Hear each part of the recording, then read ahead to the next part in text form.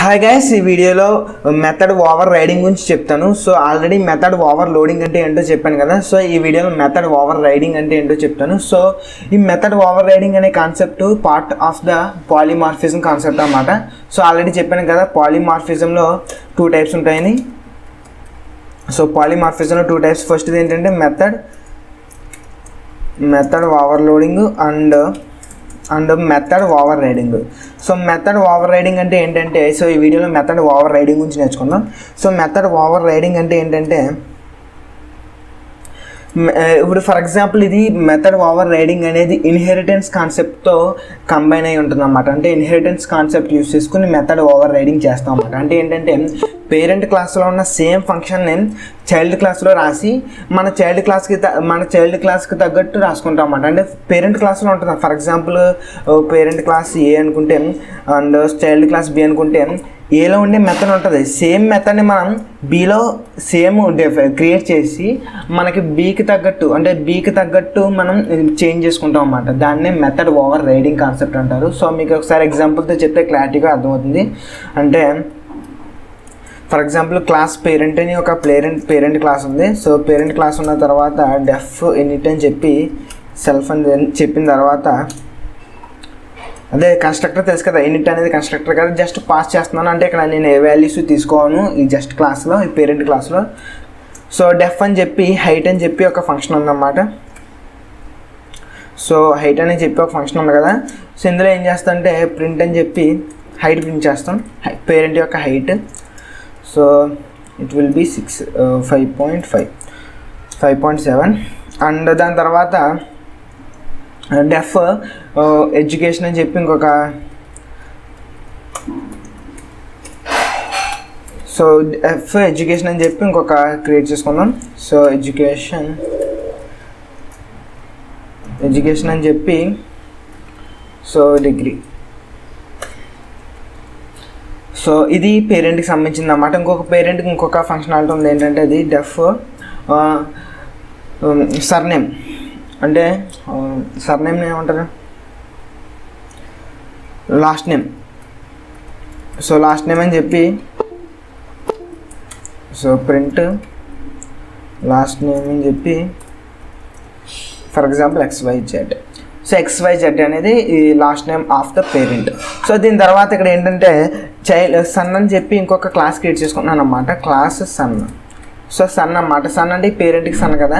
So for example ఇక్కడ ఏం చేస్తానంటే, ఇది ఫాదర్ అని క్రియేట్ చేసుకుందాం. సో ఫాదర్ని క్రియేట్ చేసుకున్న తర్వాత సన్ ఫాదర్ నుంచి ఇన్హెరిట్ చేసుకుంటాడు డేటా, అదే ఫాదర్ నుంచి డిరైవ్ అయ్యాడు కాబట్టి సో డిరైవ్ చేసుకుందాం ఫాదర్.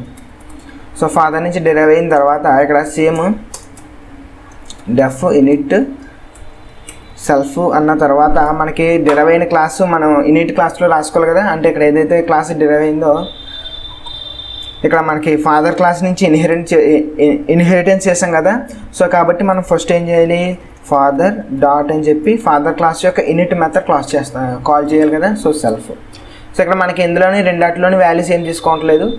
సో దీని తర్వాత ఏంటంటే ఇక్కడ ఏం చేస్తానంటే, ఇక్కడ నాకు లాస్ట్ నేమ్ ఫాదర్కి లాస్ట్ నేమ్, సన్కి లాస్ట్ నేమ్ ఒకటే, కాకపోతే ఇక్కడ ఎడ్యుకేషన్ చేంజ్ అవుతుంది అండ్ హైట్ కూడా చేంజ్ అవుతుంది అన్నమాట. అంటే సన్కి హైట్ వేరే ఉంటుంది, ఎడ్యుకేషన్ వేరే ఉంటుంది. అలాంటప్పుడు ఏం చేస్తామంటే సేమ్ క్లాస్ నేమ్తో ఇక్కడ క్రియేట్ చేస్తాం అన్నమాట. డెఫ్ అని చెప్పి హైట్. సో ఇక్కడ హైట్ క్యాపిటల్ పెడదాం నీట్గా కనబడడానికి. సో హైట్ అని పెట్టిన తర్వాత సెల్ఫ్ అని పెట్టి సో ప్రింట్ హైట్ అని చెప్పి 5.10 ఫర్ ఎగ్జాంపుల్. సో ఇదేమో సన్ యొక్క హైట్. దాని తర్వాత డెఫ్ ఎడ్యుకేషన్ అని చెప్పి సెల్ఫ్ అని చెప్పిన తర్వాత ప్రింట్ ఎడ్యుకేషన్ అని చెప్పి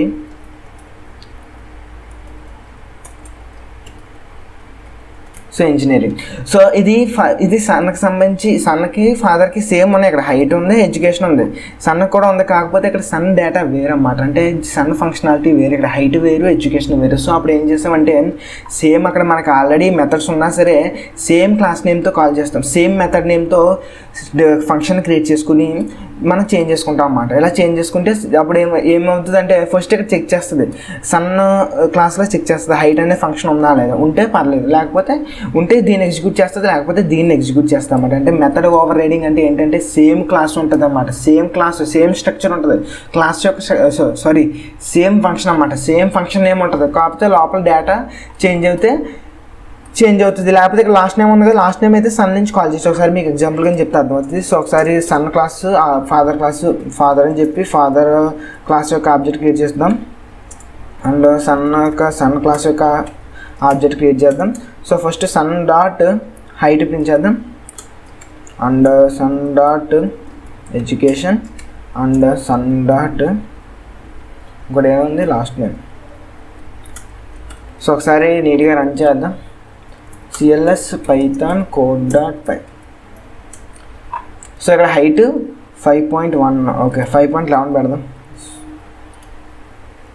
CLS python code.py కదా. సో ఇక్కడ ఏమైంది హైట్ 5.11 అంట, అండ్ ఇంజనీరింగ్ అంట XYZ అంట.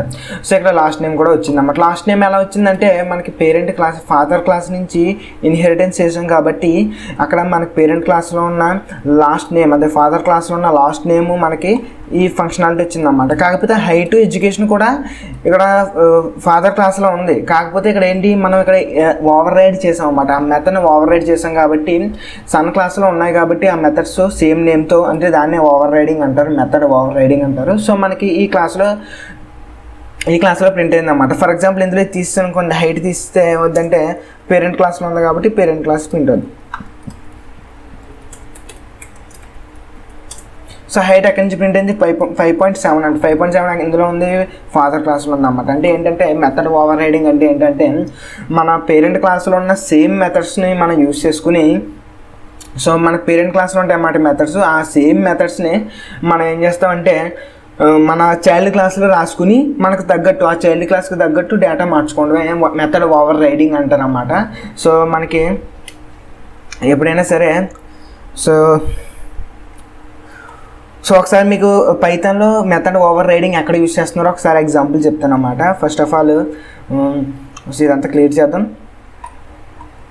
సో ఇదంతా క్లియర్ చేసిన తర్వాత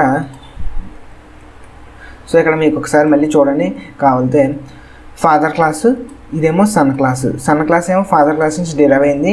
సో ఫాదర్ క్లాస్కి ఉన్న ప్రతి ఫంక్షనాలిటీ దీనికి సన్ క్లాస్కి వస్తుంది కదా. సో సన్ క్లాస్కి వచ్చిన తర్వాత ఇక్కడ ఏం చేసాం, దాని తర్వాత మనం ఓవర్ రైడ్ చేసాం, ఎడ్యుకేషన్ అనే మెథడ్ని ఓవర్ రైడ్ చేసి మన ఎడ్యుకేషన్ అనేది సేమ్ ఉండాలన్నమాట, ఎడ్యుకేషన్ సేమ్ నేమ్ ఉండాలన్నమాట. ఓవర్ రైడింగ్ అని కాన్సెప్ట్ రావాలంటే సేమ్ ఉండాలి, సేమ్ పారామీటర్స్ కూడా ఉండాలి. ఇక్కడ పారామీటర్స్ ఒకటి పెట్టి ఇక్కడ 2 ఇవ్వడం అది కూడా కాదు, సేమ్ పారామీటర్స్ ఉండాలి. సో దీని తర్వాత మనం మామూలుగా ఫాదర్ క్లాస్కి కాల్ చేయొచ్చు, జస్ట్ ఫాదర్ అని చెప్పి father dot height, father dot education and father dot last name. So ఫాదర్కి క్లాస్కి సంబంధించిన డేటా అంతా ప్రింట్ చేసుకోవచ్చు. అండ్ జస్ట్ లైన్ రావడానికి నీట్గా కనపడడానికి లైన్ ప్రింట్ చేస్తున్నాను. So Python code.py. సో ఇది ఫాదర్ సంబంధించిన డేటా, ఇదేమో సన్కి సంబంధించిన డేటా. సో మీకు అర్థమైంది అనుకుంటున్నాను. నెక్స్ట్ ఏంటంటే ఇప్పుడు పైథాన్లో మెథడ్ ఓవర్ రైడింగ్ అనే కాన్సెప్ట్ ఎక్కడ యూజ్ చేస్తారో చెప్తాను. సో ఫర్ ఎగ్జాంపుల్ మనకి పైథాన్లో ఉన్న ప్రతి క్లాసు, మనం క్రియేట్ చేసిన ప్రతి క్లాసు ఇది ఇండైరెక్ట్గా అది ఏంటంటే మనకి ఫర్ ఎగ్జాంపుల్ క్లాస్ ఏ అని ఉందనుకోండి, క్లాస్ ఏ అని ఉన్న తర్వాత డెఫ్ అని చెప్పి ఇన్నిటిగా మామూలుగా కన్స్ట్రక్టర్ రాసుకుంటాం కదా. కన్స్ట్రక్టర్ రాసుకున్న తర్వాత మనకి ఇక్కడ ఎప్పుడైనా సరే for example self dot A equal to A అంటే 2 వేరియబుల్స్ తీసుకుందాం, ఏ కామా బి అని కన్స్ట్రక్టర్లోకి.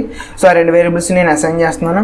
Self dot B is equal to B అనుకున్న తర్వాత మనకి క్లాసు ఇంటర్నల్గా ఏంటంటే ఒకసారి క్లాస్ని ప్రింట్ చేద్దాం, ఆబ్జెక్ట్ ప్రింట్ చేద్దాం.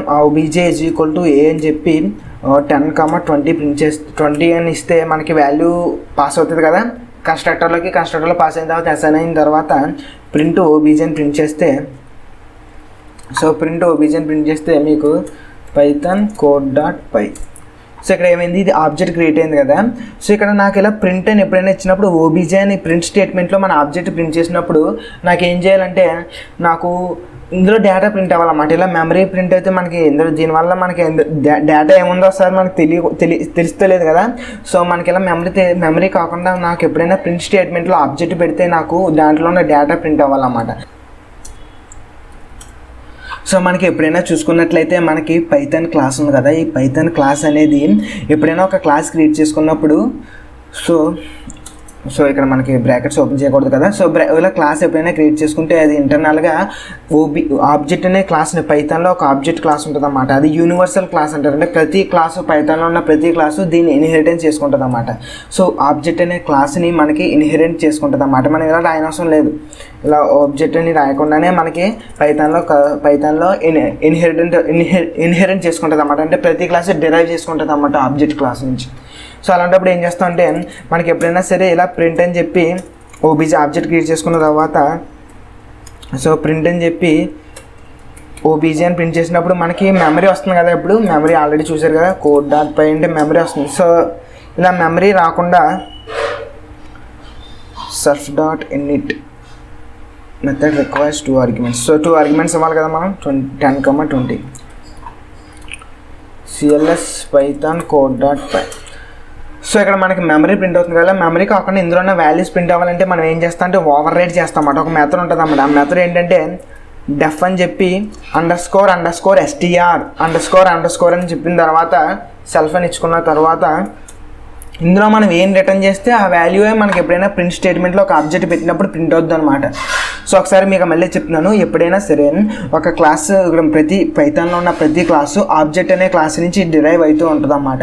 సో ప్రతి క్లాసు సో ఆ ఆబ్జెక్ట్ క్లాస్లో ఉండేదే STR అన్నమాట, __str___ అని.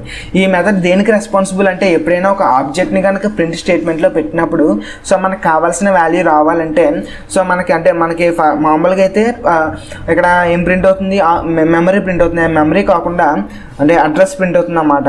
మెమరీలో ఉన్న అడ్రస్ ప్రింట్ కాకుండా మనకి అందులో ఉన్న కొన్ని వాల్యూస్ ప్రింట్ అవ్వాలి అనుకున్నప్పుడు ఏం చేస్తామంటే సేమ్ __str___ అనే ఫంక్షన్ని మన క్లాస్లో ఓవర్ రైడ్ చేస్తామన్నమాట. ఓవర్ రైడ్ చేసి నేను ఏం చేస్తాను అంటే ఎఫ్ స్ట్రింగ్స్ తెలుసు కదా.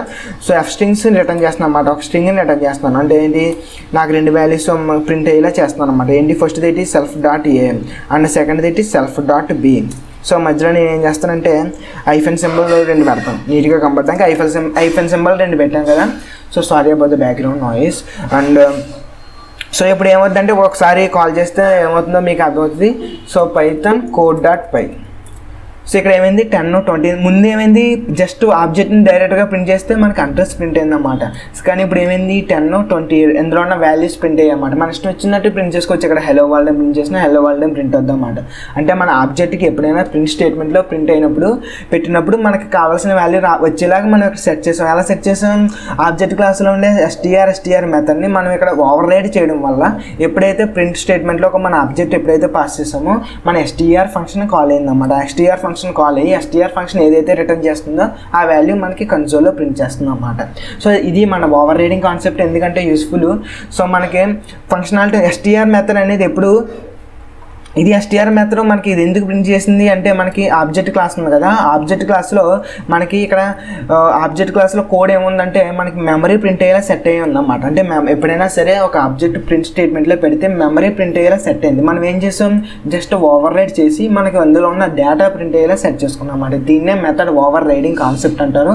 ఇది మీకు రియల్ వరల్డ్ అంటే పైథాన్లో యూస్ చేసే ఎగ్జాంపుల్ మీకు ఆల్రెడీ నేను మన మామూలుగా ఏ క్లాసు ఫాదర్ క్లాసు సన్న క్లాస్ అని చెప్పి మామూలు ఎగ్జాంపుల్ చెప్పాను. ఇదైతే రియల్ వరల్డ్ అంటే పైథాన్ యూస్ చేస్తున్న కాన్సెప్ట్ అన్నమాట. ఇంకా చాలా ప్లేసుల్లో పైథాన్ యూస్ చేస్తుంది అన్నమాట ఈ కాన్సెప్ట్ని. సో మీకు ఈ వీడియో నచ్చిందని అనుకుంటున్నాను. ఈ వీడియోలో మెథడ్ ఓవర్ రైడింగ్ కాన్సెప్ట్ చెప్పాను. Is one of the polymorphism concept. So మీకు ఈ వీడియో నచ్చింది అనుకుంటున్నాను. నచ్చితే లైక్ చేయండి, నచ్చకపోతే డిస్లైక్ చేయండి. Thanks for watching. Consider subscribing. Stay hard.